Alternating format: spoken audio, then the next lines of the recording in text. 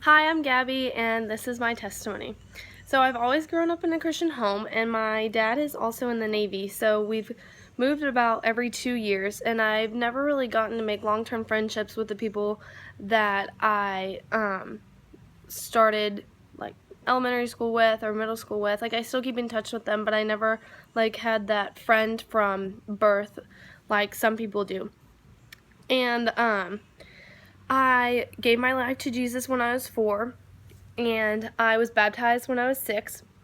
And I grew up in a Christian private school up until the second semester of my freshman year. So I was never really tempted in drugs or alcohol or anything like that, and I was very sheltered and I wasn't exposed to much, and I always kind of had this idea that everyone kind of knew Jesus because that's the only people I was surrounded by, people who knew Jesus, and I never really got the chance to stick up for my faith because I never was told that I was wrong. But then I moved from California to South Carolina January 1st of 2014, and I started going to this public school the start of second semester of freshman year. And I remember on the first day I was sitting in my Spanish class, and there was this guy talking about how he had gotten drunk and partied over Christmas break, and I just heard a million cuss words all day, and it was just very different to me, and I didn't like it, and I hated it, and I would go home and cry because I wasn't used to it. But I ended up becoming really good friends with that guy because he was my neighbor, and he started taking me to school, and I was able to tell him about Jesus, and he asked me questions, and sometimes he tried to prove me wrong, and it was just a very different environment. I was never really exposed to that, and so I didn't really have a lot of friends at first because I wasn't taking the opportunity that God had placed in front of me to go out and tell my school about Jesus. And it's the biggest school in South Carolina. It has 4,000 kids in it. So I definitely had a mission field that I could have picked up right away, but it took me a really long time to do that. I got involved in this church called Life Park, and I started growing more in my faith, and I found fellow believers, and they helped me and they supported me, and I had awesome leaders that loved me.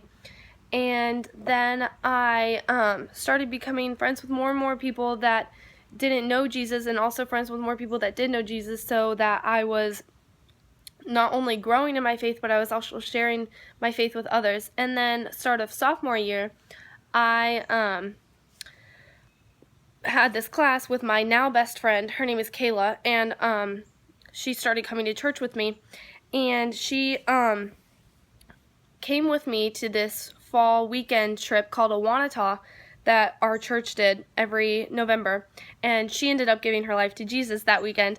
And so now she's my accountability partner, and we grew in that together. And it was just really awesome because I didn't have a best friend there yet, and she became my best friend, and we're best friends to this day. And we just help each other, and we always support each other and encourage each other, and we held each other accountable and stuff like that. And then so last April I went on a mission trip to Guatemala, and that's when I had felt really called to go into missions later. And I think now that I look back on it, I think that God placed me in a Navy family so that, and I move around all the time, so that I will be able to do that when I think I may become a missionary. So that's going to be cool because I'll be able to adjust very, very quickly. And so that's how now I look at it, because I used to hate moving. And then so about a month later, after that mission trip, I started getting involved in the wrong things, and I messed up, and I got caught, and then I moved again. And it was awful because I had moved in the middle of summer, and there was still a month left of summer, and I wasn't completely in it with Jesus right then. I'd fallen away, and I was just done with it, and I was like, God, why would you take this away from me? I loved it in South Carolina, and now I'm in Virginia Beach, and I hated it. But then on the first day of school, I did not know anyone, and I walked into my English class, and I met this girl named Maya, and she invited me to her lunch that day.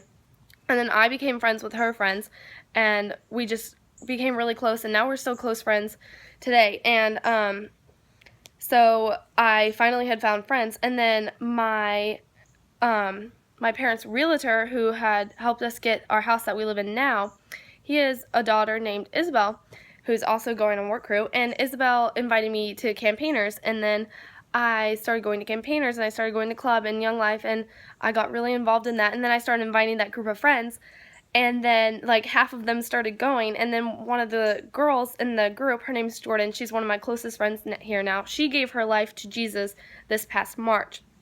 And so I didn't really feel like I had a place in Virginia Beach until this past January, and like it hit me very hard, and I was like, I know I'm supposed to be here. And so that's where I am now, and I know that God placed me here for a reason. And I really like the verse Esther 4:14.